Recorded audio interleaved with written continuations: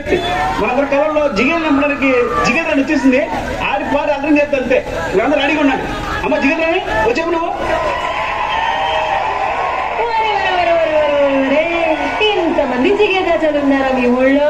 మరి ఏంటి నువ్వు అక్కడ తెలిసి పక్క నుంచి కూడా వచ్చావు ఎగేస్తుంటూ.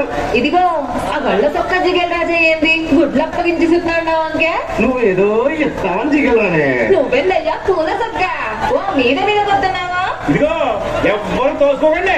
అందరి దగ్గరికి నేనే వస్తా, అందరు అడిగింది ఇచ్చే పోతా. అది